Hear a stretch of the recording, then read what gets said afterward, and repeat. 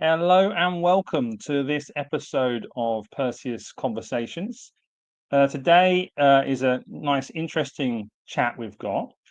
This is actually with someone who has a free course on Perseus. I love their style of training, the way they train. A bit jealous of some of their teachers as well. They've had a great history. This person is Chris Radnedge. I think I'm saying the surname correctly. And so he's going to be telling us about his training, his history, all about his approach to internal training and healing. Okay, so we'll bring Chris in now and we'll come on with the interview. Hello, Chris. Hi, James. It's wonderful to be on here. Thanks so much for inviting me. Well, thank you for joining us. This is going to be really interesting. So I guess the first thing we want to start off with would be your martial arts history and your journey so far. I know you showed me a little bit of the history, but it sounds really cool. So, I mean, how did you first get started? Yeah, first of all, was in 1986 or 87, the movie American Ninja was Oh, dropped yeah. into the world. I must have watched that about 500 times. So yeah, my mum would talk about the shows in the 60s where the samurai and the ninja could jump 16 feet backwards but couldn't jump forward, just the way they filmed it. And I was just fascinated by the stories she would talk about with that movie and about the shoguns and stuff like that. So just fascinated. It's just all fantasy based stuff as a kid. And then yeah, so we the only martial art we had in Cootamundra where I grew up, just a small little town about 2 hours from Canberra where I live now. Oh, wow. Yeah, only martial art there was Taekwondo. So I was very lucky that it was that art. Like Taekwondo was, especially that system that I learned in, was very good for teaching kicking. Did that very well. Taught basics very well. Just very from the start. The teacher, Mr. Shane Wilson, he just big focus on foundation, just basics. We just run the whole, do basics, lower section Wow. block, upper section block, lunge, punch, side kick, all that sort of stuff. We do that I probably suppose half back an in hour those more. days, Taekwondo was quite hardcore, wasn't it? It was Yeah, quite yeah, serious. yeah. Yeah, yeah. Yeah, so I Okay. did that for about 7 years, and I just recently, maybe about 2 years ago, started playing with some of the patterns again. So in Chinese martial art, they call them forms, but in that Mm. form of Taekwondo, it's called patterns. So we started playing with some of those again. It's like felt amazing, especially putting the internal mechanics into it. Wow. Yeah, I just like how simple it is. It's just this one and this one, this one. Great for building fitness. And I was having dreams like when I was 14 years old when I started, doing a lot of it. It was interesting, like that youthful sort of feeling started to come back. But yeah, within about 2 or 3 years, this guy come through. Jason Parks was his name. He studied kung fu for about 8 years. He studied about Mm. 27 different martial arts at that time. And when he walked, it's like he carried like ancient history with him. It just really captivated me, really Kung ignited Fu deep came. inside me. So yeah, so he went through to get his black belt in Taekwondo system, and he started teaching and just teaching his various things from different systems and that sort of stuff. And yeah, just really awakened a lot of things. Like he's very influential on me. So it was through him that I started hearing about Shaolin boxing, about Buddhism, about psychic abilities and consciousness Oh, wow. expansion, and someone who generally had some of those abilities as well. So he really So he awakened could some show it amazing as stuff. well. Yeah. He could actually show you some of that stuff. Yeah, yeah. One time it was just I turned up early to class when he was teaching some of the Shaolin boxing and talking about auras and just very interested in that sort of work. I just had Mm. sort of a kind of a spiritual awakening when I was 15, and just fascinated by all this stuff. And he said, "I could go stand over by the wall there, just the opaque wall." And he started looking at the aura, and he goes, "I can see this, and I see this here," and you keep thinking the same thing. And I'm like, "How do you know that?" And because I was. And I was probably thinking, oh, I can't believe this is happening. And he goes, I see the same thought form come out of your head each time. It's the same shape. And it's like, oh, that's cool. Wow. Yeah, That's but very cool to have at that age. yeah. So he's retired from teaching now, but he developed quite a yeah, impactful school, and I taught for a long time. But he's a healer now. Apparently, quite a good healer. So that's what he does now, and he always had that sort of healing ability about him and things. Yeah. Very cool. And was he the one who introduced you to the was it the Mise en Chuan? Yeah. So his teacher was Shirda Chow. Shirda Chow and a guy called John Mandiber. He's an Australian guy as well. They're both Australian guys. They were the third and fourth non-Chinese to ever be accepted into the Shaolin Temple. So this is in 1980, and they talked about the story, and they had glass in their rice and that sort of stuff to try to make him go away and that sort of stuff. And then they realized that they were doing that was making the Chinese want to push him out of the temple, and they realized what they're doing, change their ways and stuff, and got accepted into the temple.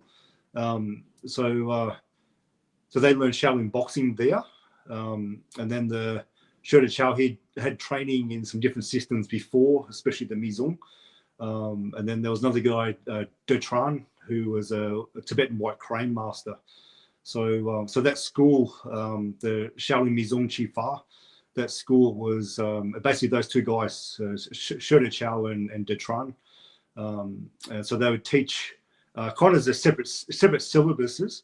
They'd teach a Shaolin boxing, and the Mizong and the Tibetan White Crane. And the Mizong was a system that Shirda Chow had built. So he was a martial theorist. So he's one of the deepest practitioners of mech in terms of how deep you could go into something. But yeah, he was a martial theorist. He would build systems. So it was all formula based, verbal formula to help understand and open the mind, deeply connected to Zen. Really? And then the physical formula too.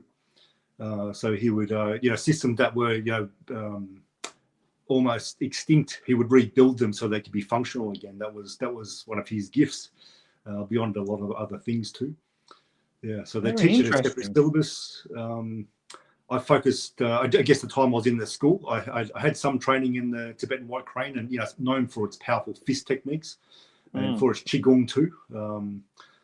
Hard Qigong, right? I had mainly trained in the Mizong, which was very, very interesting system. They're very functional system, and they were quite anti-system that trained a lot of forms that didn't have the practitioner had no understanding what the movements were about.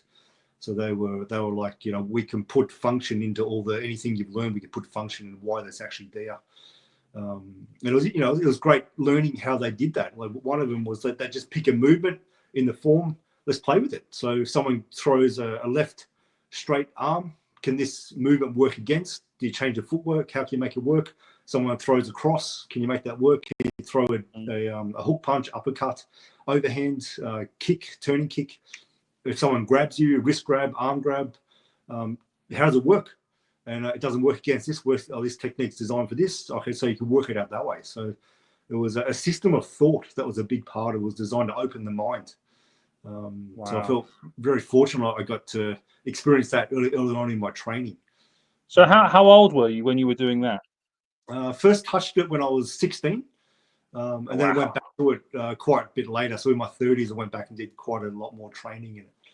That's a great opportunity, isn't it? Goodness. Yeah. Wow.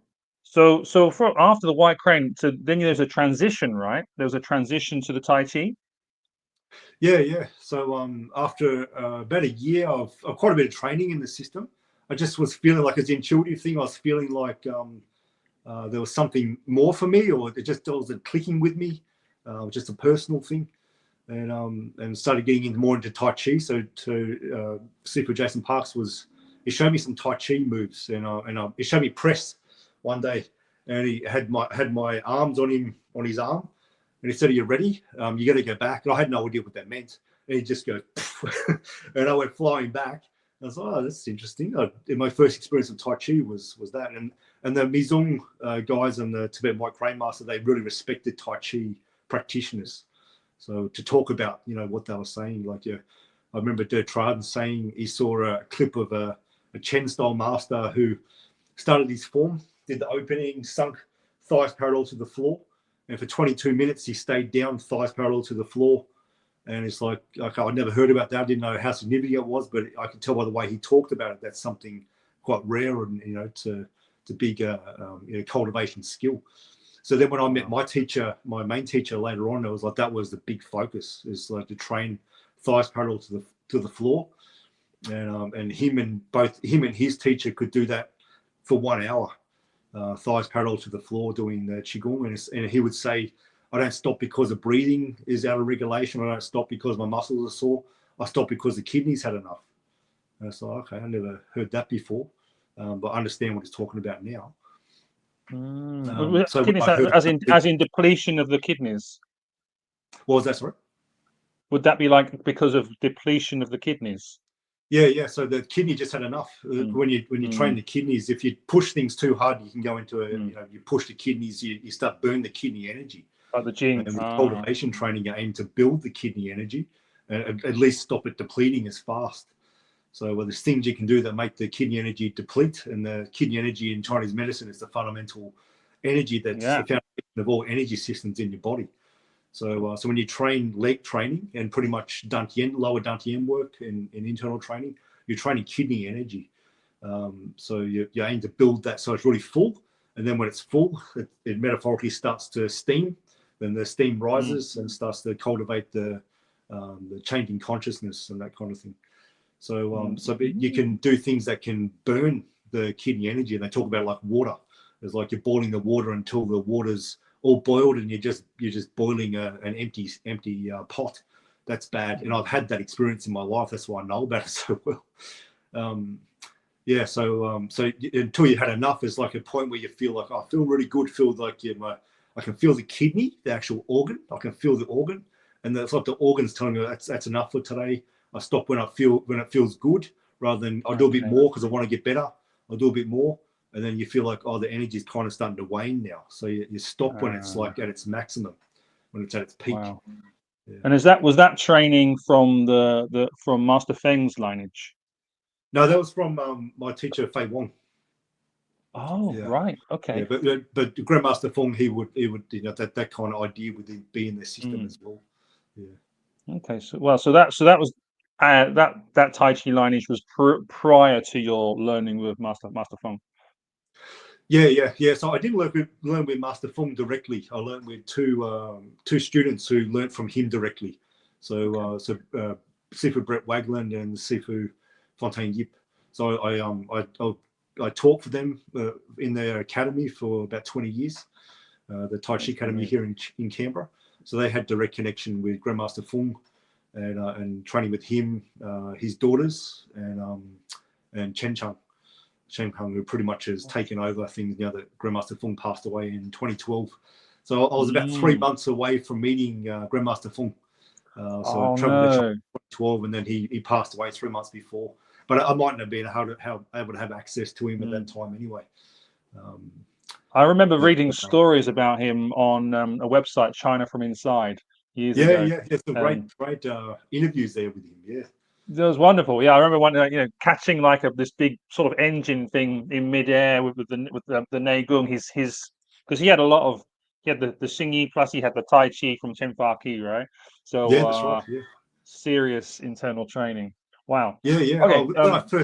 When I first heard that story, I took it at face value, and because he started teaching the factory where he worked at, where that happened, he started teaching all the workers qigong. They'll do that before the workday.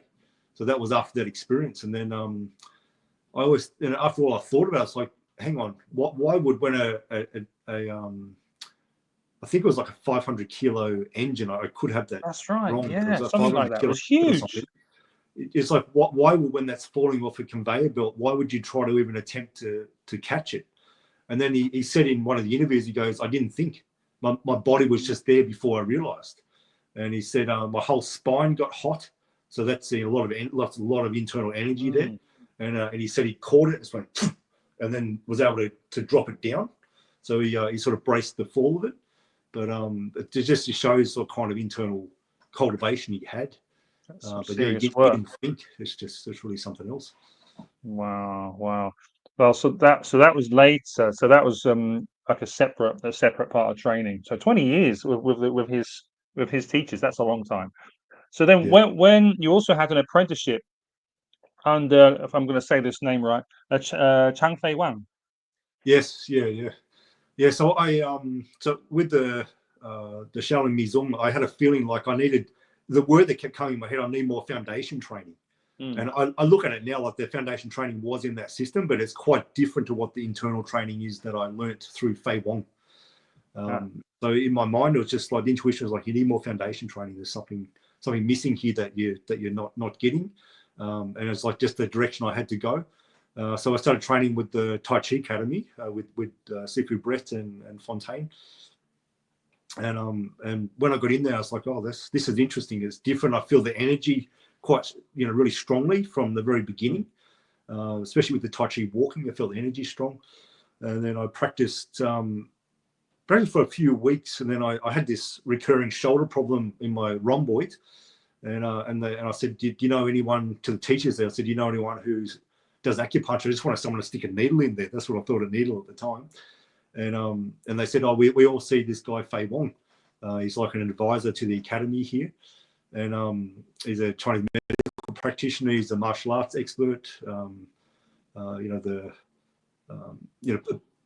what I learned now, people will travel the world to try to find a Kung Fu master who's, master of the martial arts. But if you find someone who's master of medicine in addition, that's the big thing. But if you find someone who's also a master of meditation as well, have all three, that's a unique find. And that's what he is. And like Faye has, he's no interest in being famous, but if you want to be famous, he can be quite famous, I think. Just with what I saw he could do and his level of understanding, his intellect and that sort of stuff. But more than that, just the abilities he had or has. So he's a Chinese doctor. So I went there, and within the first session, I can tell he's feeling into me. He's like he's saying things it's like he knows who I am inside, and that's like, oh, that's interesting. And he said, oh, Chris, you got a really strong body. You look like you're really tough and strong on the outside, but inside you're very soft. And I said, yeah, too soft. And anyone who has the ability to feel into me always feels this real softness inside. And I used to be quite embarrassed about it, but I know it's a big strength. And in my healing work now, it's a huge thing for my healing work. It helps people feel safe when they work with me, especially with difficult traumas and stuff like that. Especially women working with a male, and someone who looks very male too. They say, I feel safe with you. It's like, oh, that's that softness inside. So I'm glad that's there. But he was picking up this softness, and I said, I train Shaolin boxing and that sort of stuff. He goes, oh, if you want to learn from me, you're welcome to come to my class, but it's really hard. We do lots of leg training. And I just thought it was going to be lots and lots of, half an hour of horse stance training and that sort of stuff. And it's like, oh, I don't know if I want to do that. So I got a bit scared, and then I didn't go to his class for a couple of weeks or maybe a month or something. And then one day I'll go. I'll just see what it is. And I realized that was actually quite a special invite. He didn't invite everyone. And and it was totally different. Like the leg training was from Xing Liuhe, had a lot of payday involved. Yeah. So his way of training was he would pull from different system that he trained in, and you say, oh, this system's really good for legs, this one's good for waist, this one's good for arm power, punch power, this one's good for this. And he just pull different exercises, different neighboring exercises from different systems, and to build the body. And he said, this is all foundation training for internal Kung Fu. And the idea is once the body is changed with the foundation, and it's aimed to change into what they call the dragon body. So it takes someone training their butt off for about 2 years can reach that level in about 2 years. Depends on your age as well, but 2 to 5 years can change a body into the dragon body. It took me a lot longer than that time, a lot longer, and I trained my ass off. How would we define the dragon body? Yeah, dragon body. It's mainly postural. It's postural, but then there's body change and body connections. So dragon body is that the legs, so the body understands the qua, how to sit in the qua, so the inguinal crease, and not just tuck the pelvis and that sort of stuff, but how to really move and mobilize from the qua, so that you connect through the knees into the feet. So there's a connection of pelvis into feet. The spine is able to round, able to hollow the chest here without making things tense. You can relax an aligned straight spine. So when you rotate, then like the dragon represents twisting force, a spiral force. That's why they call it dragon. So the body can produce power and can twist without losing that central axis. So you can keep the body, in Western sports science called zone stacking. So basically your head, your chest, your abdomen and your pelvis they can stack on each other, because the spine's meant to have 3 curves. And so, you know, I hear people saying that you look at the spine straight. It's what they're actually talking about is zone stack. So there's a central channel through the body that's straight. You don't want the spine to lose its curve. It'll straighten to some degree in the curves, but the curves are there to really spring load the body. And if you ruin some of those curves, you're actually, you know, asking for early onset osteoarthritis in your lower back or your neck, or neural compression issues in the neck and stuff like that. So it's actually about forming a central axis through the body. And in the Zen Buddhism, in the Mizum, they called it the spiritual column, or they call it Tai Chi pole. It's different terms in different systems. But physically, you can zone stack your body, so it allows acupuncture points, so the Ba Wei point, the Hunyuan point, to electrically connect. So first time I felt that is like, had a guy who was very strong energetically, and we were doing some postural work for the Jamjong, the standing practice. And he said, you know, my head's often a little bit tilted to the side, just, you know, the dominant right eye and that sort of stuff. And he goes, just turn your head this way, tilt your head here, and then bang, I just felt the whole electromagnetic system just go just around. And it's like, oh, that's what it means to align these points together. Oh, that's interesting. That's different. Yeah, so there's Wow. you know, postural alignments, shoulder blade position, arm position, rounding through the limbs, through the torso, you know, gentle stretch through the neck, and they're able to keep these postures no matter what you're doing and what you're focusing on. So the body's fully trained, it's adapted to move in that way. I see. You don't be thinking about these things. It needs to be completely subconscious. So to train that means that the soft tissue needs to be relaxed, released. It needs to be fasung, so you need to relax from the top of the body all the way through to the feet. The body's got to be trained, tendons spring-loaded, trained through push hands training, lots of solo training, lots of Jamjong, lots of Sun Ti practice. I love it. I love it. It sounds perfect. That sounds like there's elements there of what I used to do in Southern Mantis. But in the Southern Mantis, we would often go too much. So the hum boy, the hollow, the round. But you'd have people kind of like this, forcing it rather than having a natural relaxation of the chest to round the back. Wow, exactly. Very cool. I look at the Southern Mantis systems, the Buck May systems, and it's like I can see why they move like that. The Tai Chi's got that idea, but it's not quite as accentuated as that. The body, in Taoism, they always aim to do things naturally. It's like there's a natural change, and part of the dragon body means that the body is returned back to a natural state. So the state as it was as a child. So when you look at a child's body, like I've got a nearly 11-month-old boy, just watching how he moves, it's like his spine's always straight. When he sits down, he bends from the hips. Natural breathing into the belly. It's got that, clean, pure energy, that exuberance for life, and that's the we're aiming with the internal training to take the body back to a natural state again. So most people don't even know that's possible. So that it's a big part of Taoist cultivation training is to reverse the aging process to a degree, but especially the energy that you have as you get older. You see people as they get older.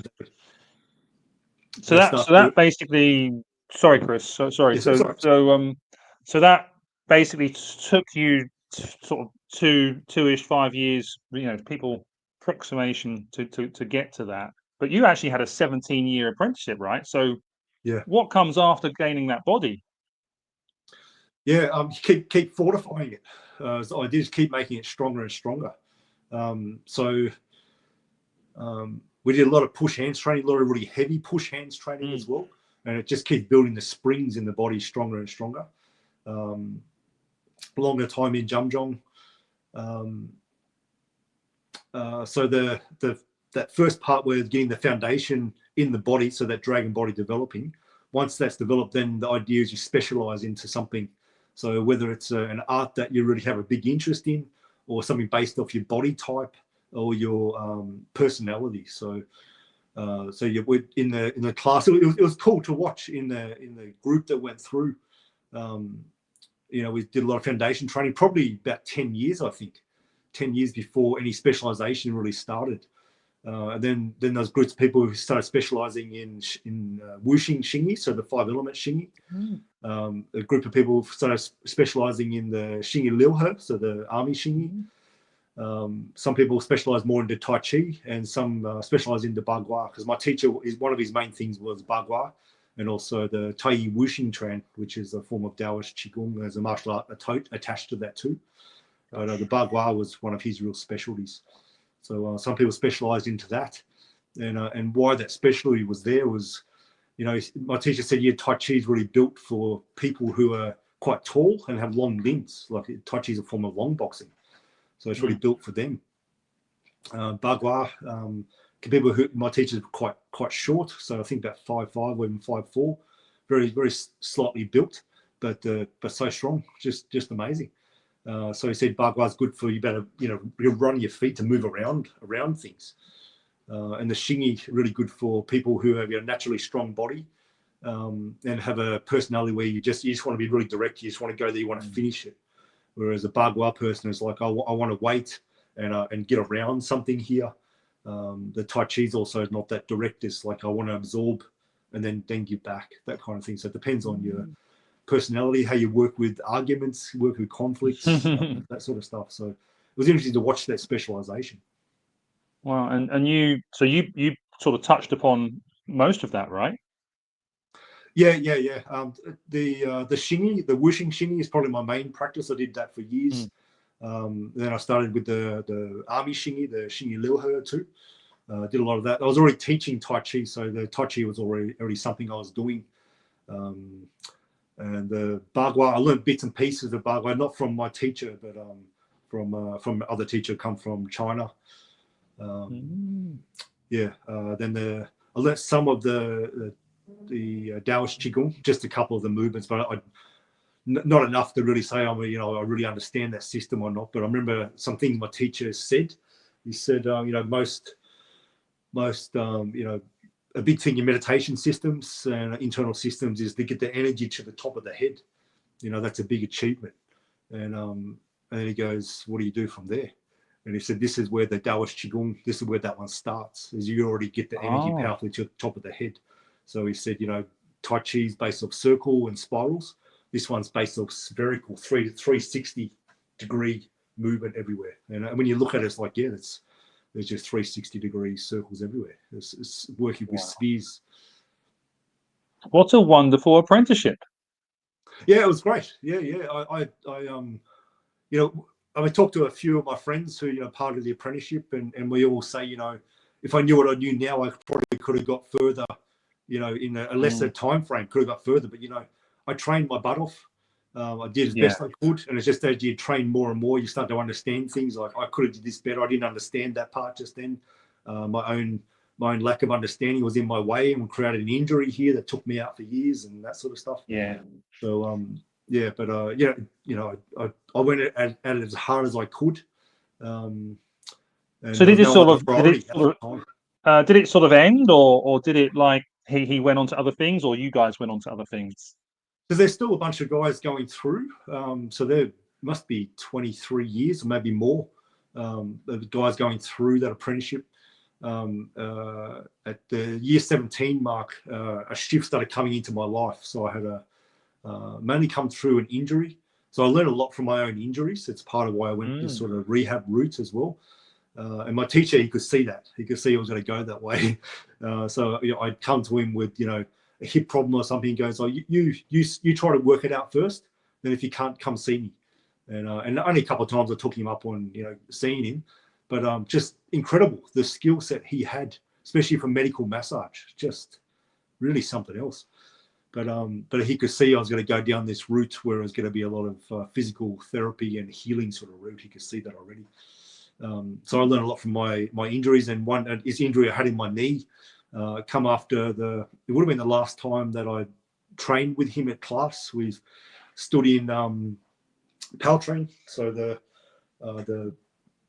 pounding fist in Xingyi. So we did a lot of standing in Sun Ti for 10 years, 15 years or more, and it was 20 minutes each side. That was the goal, not goal, but that's what we did, 20 minutes each side. And then he started moving into power train, because it's actually essentially a way of training reverse Sun Ti with the cross pattern in the body. And I was Oh, like, that's I interesting. hadn't practiced that for that long, yeah, for quite a while because of different reasons. And it's like, oh, I've got to stand here. I've got to really be careful. I'm really aware of tendon injuries. My body's prone to tendon injuries. And I've got to be careful because tendons hate sudden increases in load. Okay, Mm. I've got to make sure I watch after the knee alignment, get up, have a rest before I really need to, but do the time. I did all that, still got a tendinopathy in my patella tendon. Oh. Took me a year and a half to heal, and it was resistant to everything that I ever learned how to heal tendinopathies because they're pain in the ass of tendinopathies. It was totally resistant. So I did all the psychosomatic work. Why is this injury here? What's the injury telling me? And it was you need to stop the apprenticeship that you're doing. That time's over. You need that focus of the warrior archetype needs to move into the healer archetype. I had the guy come through my clinic, and he was quite psychic. He said, at that time, he goes, the warrior part is sort of over for you. It's now the healer part. And it's like, it's interesting. I just got that insight last week. So there was another confirmation there. So I started focusing on the healing work. And then COVID come, and that stopped the teaching that I was doing. Then I realized that I've got a lot of knowledge and I could help a lot of people. So I started filming what I'd learnt, and a lot of people were picking it up. People overseas during the COVID lockdown. So I had a Facebook group teaching Tai Chi. A lot of people were joined all over the world. I was like, there's something here. Then I got long COVID for a year, and I realized, wow, all my Kung Fu training, all that time, there's, you do something and it's experience. And you hope that experience maybe evolves you to some degree, grows you to some degree. And if it doesn't, it's just an experience. Maybe it's good, maybe it's not. And in Buddhism, there's impermanence. It's like, well, maybe that's over. All that effort's just gone. And then, so after a year, I found I could actually use what I'd learnt to heal my body. Whereas in the initial stages of having a long COVID, anything I'd ever learnt that actually healed my body in the past, it wouldn't work. It would actually make me more drained. And it's like, what the hell is this illness? And then over time, I realized that it's starting to kick off again. I can actually use what I've learnt, spend all this time learning, and actually heal my body. And I made quite a big jump in energy levels and function and stuff. So I realized I should teach this if it's so valuable. It's a big part of my purpose again. So the warrior started coming back into my life. The warrior and the healer come back, and it's linked in with the rehab knowledge. And I love teaching. So the teacher archetype is one of the biggest things out for me at the moment. Yeah. Wow.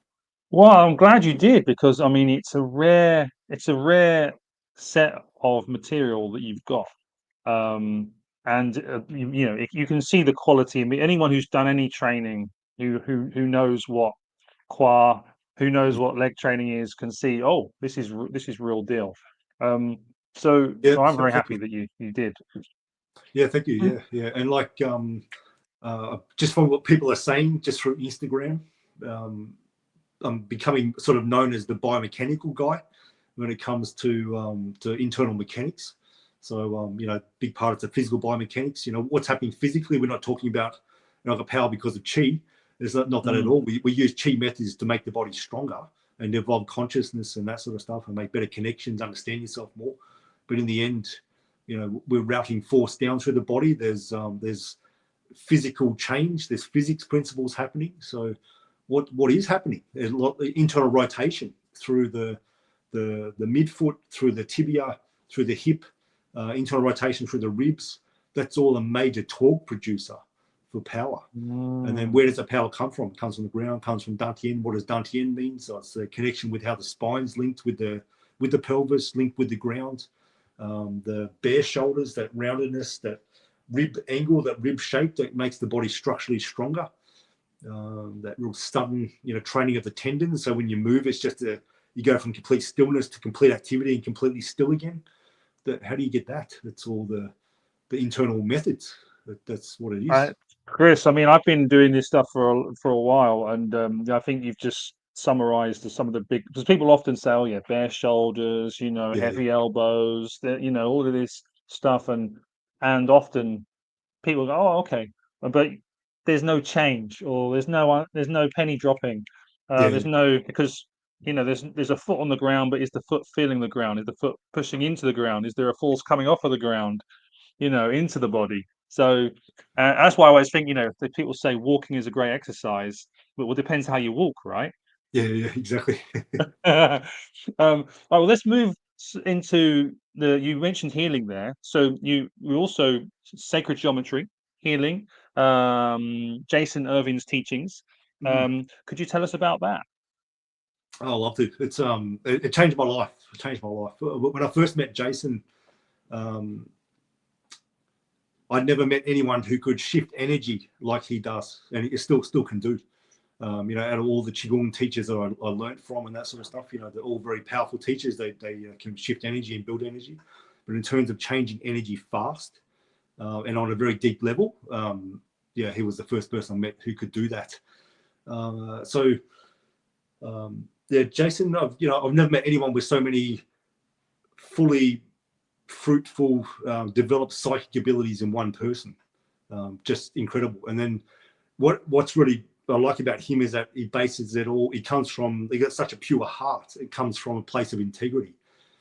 So he said, if someone is fully telepathic, and until you experience that, why would you believe that? But I've experienced it time after time, and especially when I'm in a dark place, he's just reading what's happening on the inside, and I'm like, that's just something else. And then he can reach into a deep place that maybe I've become isolated and I don't want to connect. He can reach in and actually pull me back out, because he actually can feel in and verbalize to me, this is what's happening inside your heart, inside your mind here. So he said, because you imagine how manipulative I could be if I didn't have integrity with these skills. And it could really, really do some damage. But it's not where he comes from. It's all based off integrity. And his focus in his healing work is like all the good people, the kind-hearted and caring people. Could you imagine if the world was run by people who actually care? What a different place it would be. Run by people who run integrity and growth as like a major value. So he's teaching and healing from this sort of place, and mentoring and educating from that sort of place. So he helps bring the best out of each person that he works with. So how does he do that? So he gradually, people kept asking me, how do you do what you do in a session? Because it's phenomenal. People will go in there.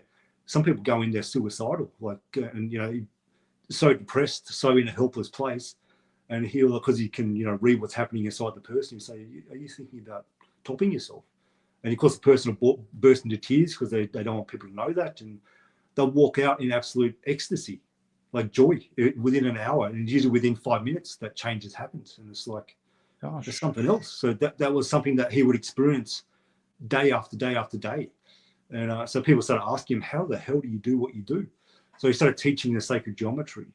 The techniques of sacred geometry, it's so deep, it's so simple, and it's designed to be simple so that you can do it and you can remember it and you can figure it out. And so the sacred geometry was a big game changer for me, because I've done all this internal practice building energy, and at a certain point, when you're building energy, you started to push on the essence inside yourself. So the essence is stored in your body. It's stored in the bones in particular. It can be stored in fascia or muscles or organs and things like that too. The essence is like the deep soul work that you've got to work with. So it comes from patterning to do with upbringing. So early childhood stuff, that's where the essence things are. Deep traumas you had later in life, that'll fill the essence as well. I'm talking about past life stuff too. So you do healing work long enough, there's something about past lives there. So that's too. But the thing is, when you're working, when that sort of stuff starts to reveal itself, you can find links and dynamics of that past life in this life too. So it's best to focus on this life rather than pulling stuff out. Yeah. So then the sacred geometry comes in, and how you can read someone's body. So that's part of what I do, and what Jason taught me is like, how do you read what the body's telling? This person come with a lower back pain that no one can get rid of. They've tried all conventional methods. It's obviously not just a physical thing. Lower backs are usually connected to financial pressures, feeling completely unsupported in your life, block creativity, all sorts of stuff. So the sacred geometry goes in, you're in the hands, bring whatever shape wants to come in. So it's based off what the higher self of that person, based off the initiations inside the healer as well. Whatever shape shows up, and we just let that shape spin or turn or just be there inside that person's the painful area in their body. And so it starts to unlock the story. What's inside there? What's the emotion there? What's the thought? What's a memory inside there? And then just hold space for it. That's all it is. Hold space. So the stronger the pain, the more it just needs to be allowed to be there, to become a friend with it. Not saying that's wrong, not trying to fix it, not trying to push it away. The more we do that, the more it just goes deeper into the system. So we just allow it to be there. And the sacred geometry is a very good way of just holding space. And the shape itself unlocks energetic structures. That's the big part. So I've had more consciousness expansion through working with sacred geometry in the last 6 years than I had in the previous 20 years. And partly being guided by Jason too, like a very wise mentor with the stuff too. So it's for working with the deep inner work, working with shadow work, working with your gifts, helping to understand yourself, what your path is, what your mission is here, how to be a most impact and value in the world. Can I ask a question about Jason? So, because you have some people who are just sort of naturals, right? They just sort of they just come in and they can just start doing this stuff. So, is this something that Jason naturally had, or is it something that he developed through? Because you've learned from him, so it's obviously that it can be taught. So, which way did he get it? Yeah, for Jason, it is a natural. So he always been able to read what's happening with the inner world of people, and the telepathic ability was always there. He said, like, he's ever since he was a kid, and then but he had an injury when he was in Canada and went and saw an osteopath, and the osteopath I think did some craniosacral work, and he said when that happened, he just made a direct link with something. So he had this big. He always said when I did my healing work, it was just like I was remembering again. Yeah, so there's a natural thing. There's connection with ancient Egypt. There's connection with Atlantis and all sorts of stuff, where that information come from. Wow, very, very interesting, Chris. Yeah, very very interesting. cool, So that was like a big boost to your own sort of. You had, I mean, I suppose you. It's like the kung fu training, the neigong is like you're putting the roots in the ground, isn't it? And then this sort of helped it blossom. Yeah, exactly. Goodness me. Wow. So I was finding that I'd do the internal work, and then I'd always hit a ceiling, and it was in my emotional makeup. So I'm a very emotional person. Some people are more mental, I'm more emotional. So it's not a good or bad. It's just what it is, and how to work with it, how to master it. And so I'd hit this ceiling where it'd just be this: either I'd go into a deep depression, or I'd go into a big rage, like a big anger block. And it's like, I don't know how to get out of this. I don't know how to work. Why does this keep happening? The more I do internal practice, it feels great. I feel bliss. I feel ecstasy. I feel euphoria in this practice. And then after a while, it just drops into depression, sometimes despair, or just this anger block. And it's like, I don't know. And no one could help me with why that would happen. So I'd have to switch practices to do more water-based practices compared to fire-based practices and stuff like that. Yeah. Then when I met Jason, he could just read what was happening, and he just unwound, why that problem was there. And so unwound big parts of it, and then started teaching me, this is what's happening, this is part of your inner work, this is how you can unwind it. So where the sacred geometry worked for me was like it would just not stop, but help me work with the inner unfinished work that would rise from doing lots of chi practice. Ah, I see. That's so cool. That's such a value. nice. Yeah, because you hear it's nice that you've got both sides. You know that you because some people are very, and not right or wrong, but some people are very energetic based, and they can't really put their finger on a structure or a thing that you can do to move from A to B. Or some people are more the other way. But it's nice with Jason, you've got the both. You can put the both together, the martial technology and the energetic technology. He can just read. He can read energy very well. So it's a huge gift inside that. Yeah. Wow. So moving on again. Where are we now? We are 45 minutes now. I'm aware of your time. You're a busy man. I have plenty of time. I appreciate your time as well. No worries, no worries. So, well, I mean, let's look at for people who are interested in your work. Now, this is the first time I'm doing this on here, so let's see if I can do this correctly Sure. and present. First of all, um, we Chris has some material that's available for people to look at, and I'm sure people will be interested in you know his methods from what you've heard today. So now, Chris, you should be seeing that now. Yes. Can you can you see that? Yes, I can see that. Yep, great. Wonderful, wonderful. So this is the free course we have on Perseus, which is basically just. I mean, this is Chris running through um, basically various methods, right? I mean, do you want to describe the content of this? Yeah, for sure. So within that, the free courses there, I've got some. There's two courses. So the first one is the 25 lessons of Kung Fu course. So that's 25 lessons of internal training. So it's based off the Dragon and Tiger Kick Punch. So when I first learned that, I just realized that it's so much content. It's a very complete system in just like a form that takes 6 seconds to do. Then you just repeat side to side. There's a lot of content. So all the open and close of the abdomen, the chest, rounding of the body, use of the qua, push with the legs, mind, fitness development, relaxation, all sorts of stuff is inside that 6 second repeating pattern. So it's got a lot of teaching. So the 25 lessons is about essentially building up to that. It's got extra stuff there too, some Qigong, some of the torus breathing is from the sacred geometry. How we connect to each other, how we gain energy is through the torus. So how to work with that too. So that's some free content from that course. Wow. That course So has been that's the free course. Is it? Oh, that's brilliant. That's wonderful.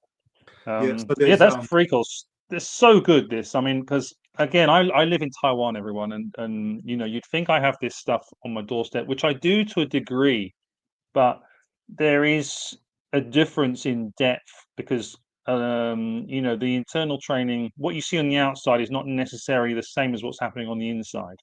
And very few people can explain it like Chris. So let me have a look at the other one here. So we also have your um, other page. Let me present that so people can have a little look at that, which is this one, I believe.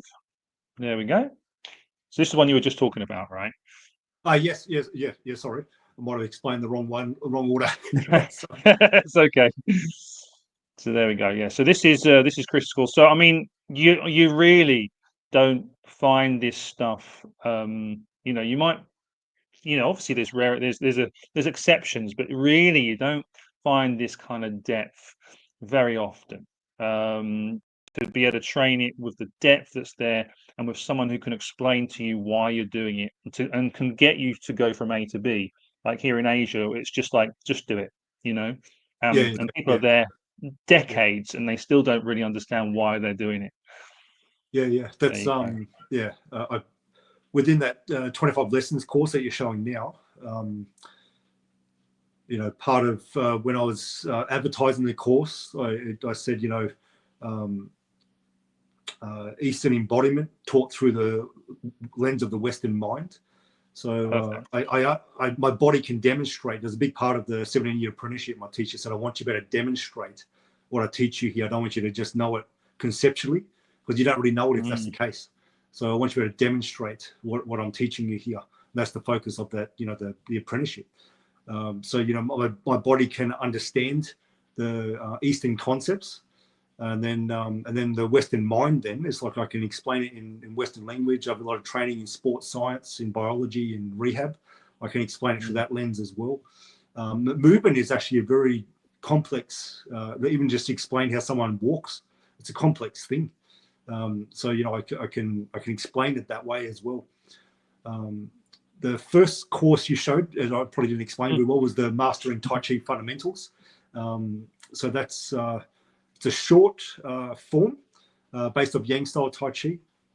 It's a Qigong based form too, so designed to move energy, build energy, plus also teach key fundamentals of Tai Chi. So that's also it's elements on there that's free. And I'll add to the system. I haven't told you this, James, but I just set up a playlist and I'll send through for the people on the Perseus site.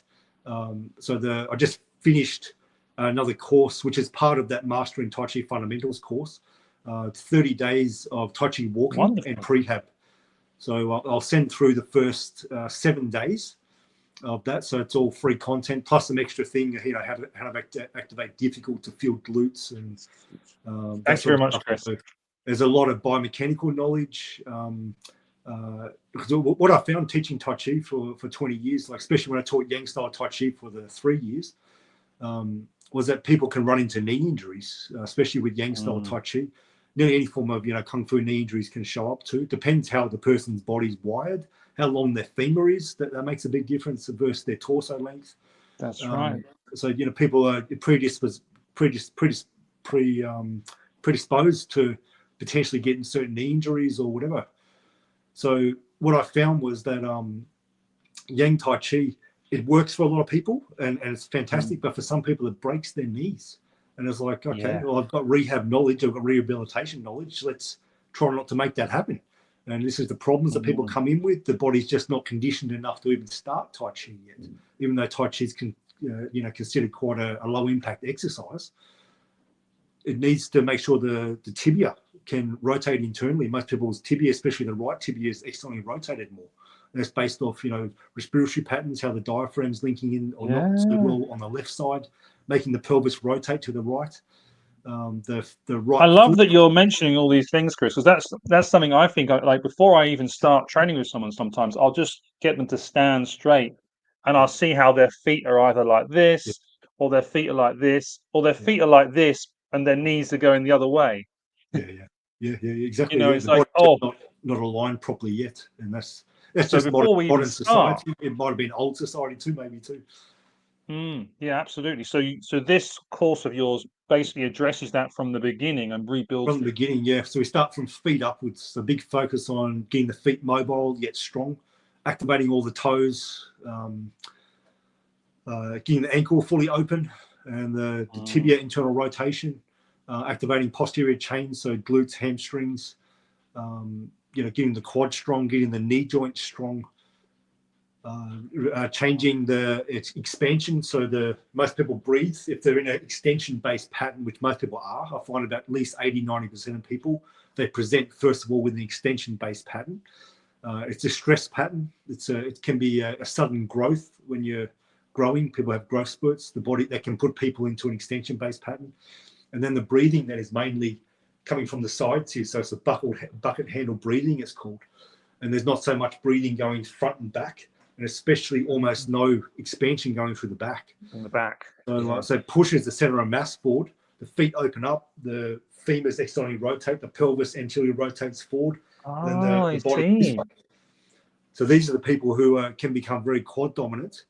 They're usually not that good at feeling into their body at the start because the body's so tense. Very tight neck, and from no injury. It's because the body uses the neck to breathe because it can't adequately pressurize the abdomen. So there's a lot of preparation needed first. But the thing is, standing Qigong is very good for working with that too. It's really good. But I've got specific exercises to open up the rib cage so it moves better, so the pelvis can move better, all the way down to the feet. Gosh, absolute gold, Chris. This is because often as well, I've trained with some amazing people out here, but a lot often it's just okay, stand, do this, stand. But how are you standing? What did you start off with? So an hour of standing for one person is going to make them a superhero. An hour of standing for someone else is going to put them in a wheelchair. Yeah.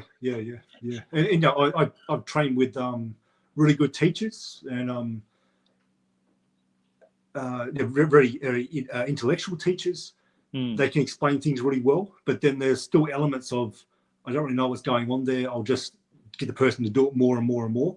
And I've seen people be broken by that, and I was broken by that too. So it's and I'm not putting any blame or projection there. It's like I own that. That's part of my soul work. It's like I'm glad that happened now. I had a bicep tendinopathy for 7 years from doing P training incorrectly, and not be able to connect properly to the quad and to the back foot, and then the shoulder, bare shoulder, not really connected in. 7 years. but it made me now, I'm a shoulder specialist. I'm really good at treating shoulders, especially difficult to treat shoulders that no one can sort of do anything with. So it's helped me tremendously, but it's allowed me to intellectually understand what's going on, about explain that back to someone, what's going on. We need to tweak this for this reason. No, make the chest a little bit more depressed. No, that's starting to tighten it up now. And then if those cues aren't working, what do? Or we go into some laying-based rehab stuff. Let's get you laying on your side over a foam roller and just nasal breathing so the diaphragm tensioning can change. Let's retest. Is that pain still there? Is the impingement still there? No, it's changed. We're on the right track. Now we got to do some jump drum or some Tai Chi now. So that's what I've learned, and I'm very, very glad I've learned it that way now. Wow, very precious training. So I mean, I think everyone can see is like this is. I mean, you're getting the best of both worlds here, really. It's really gold.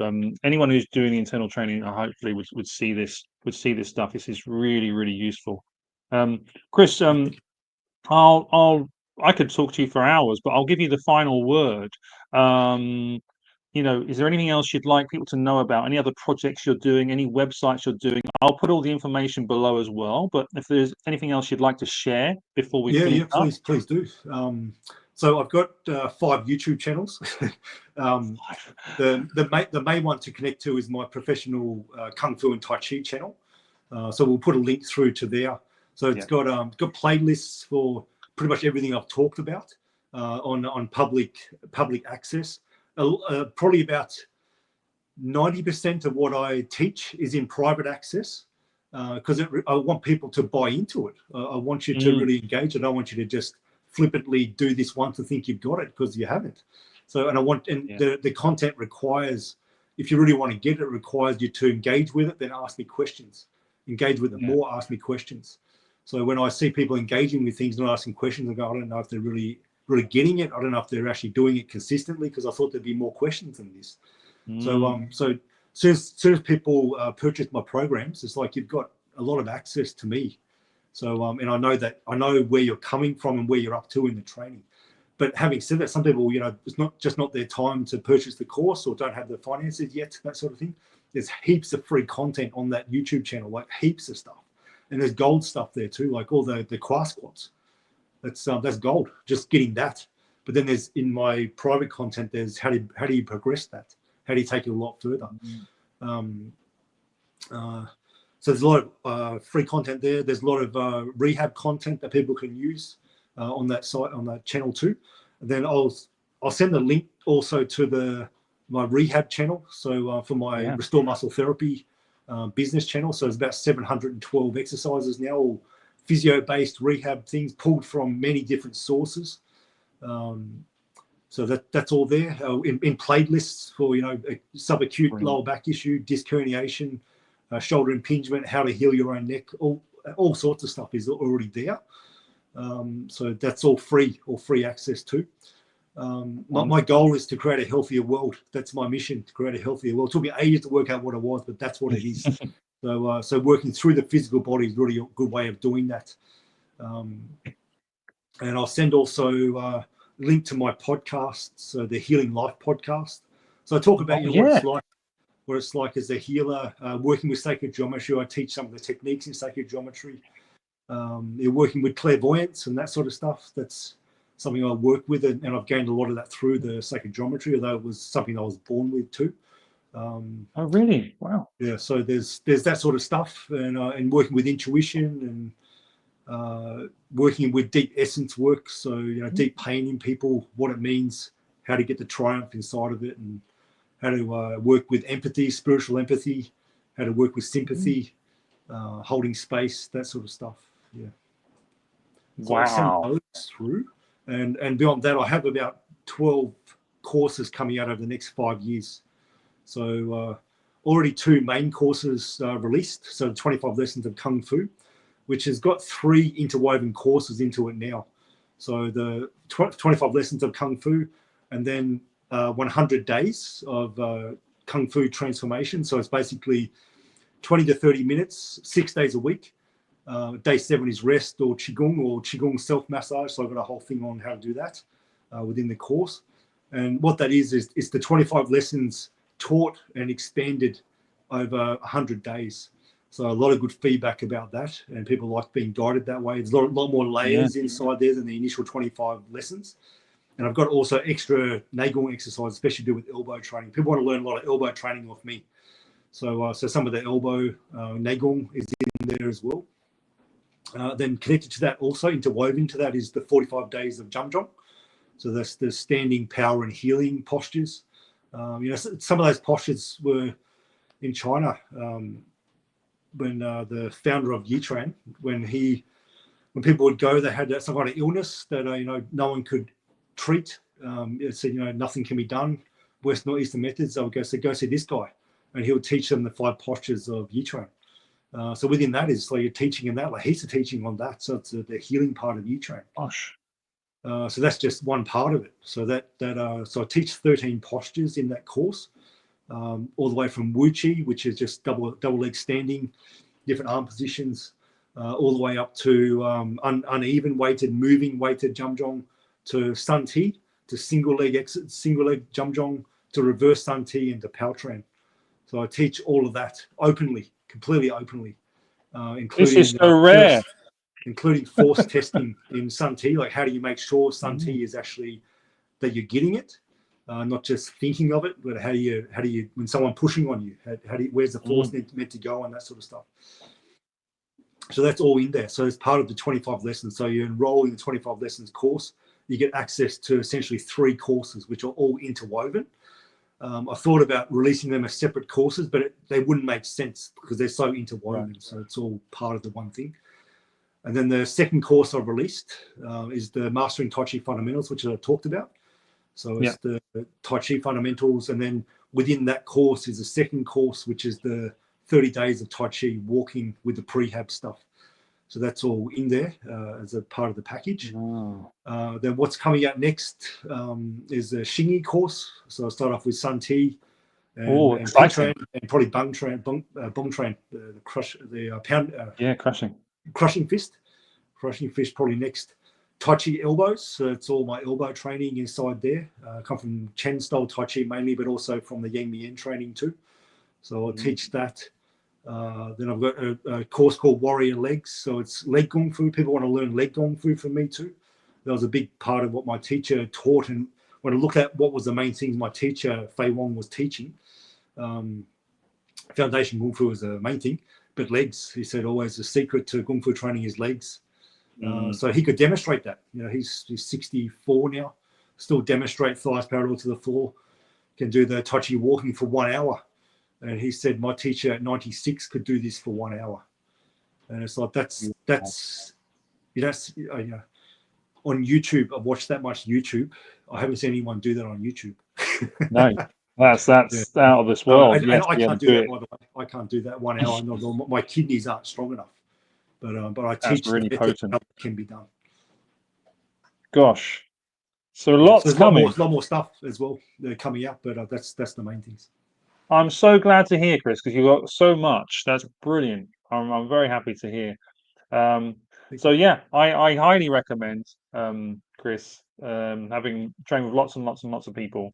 I can, I know enough to know quality when I see it. And this is really good stuff. Yeah. Well, Chris, thank you so much. I mean, the feedback. And, it's true. It's true. It's the material is high, but it's when you get the full package of someone, because you need someone that you can trust, because this takes longer than becoming a doctor, some of this stuff. Oh yeah.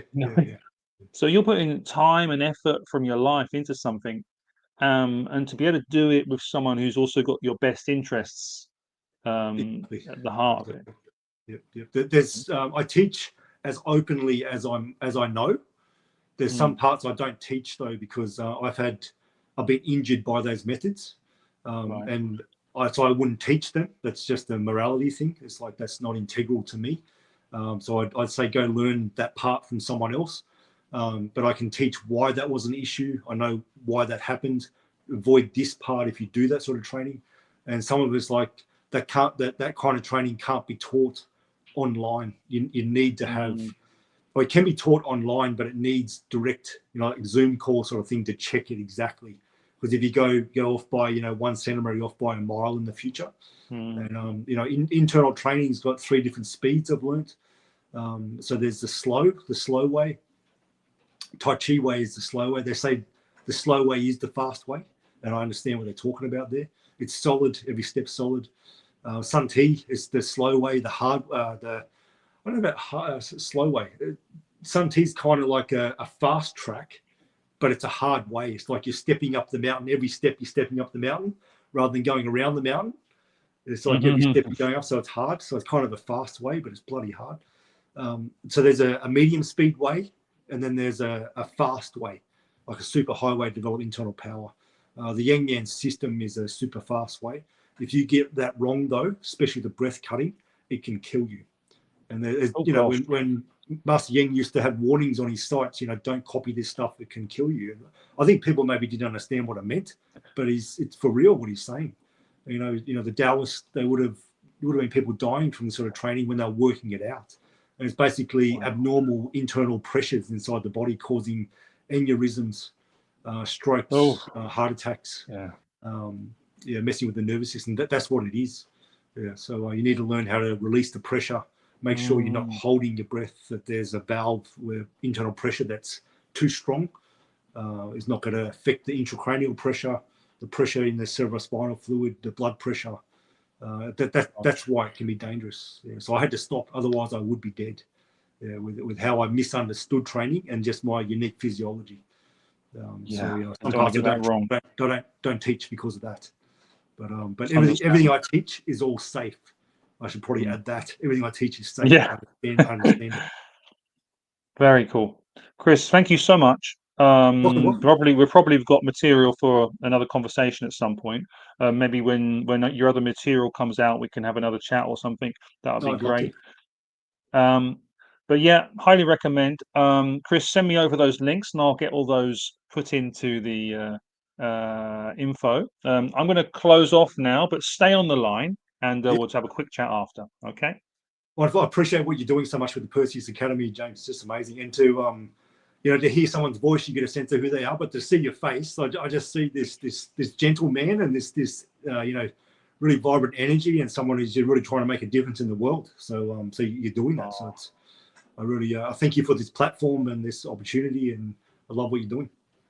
Oh, thanks, Chris. I appreciate it. It's like you say, it's nice to hear it as well. So it's the first time we've had a proper chat in person as well.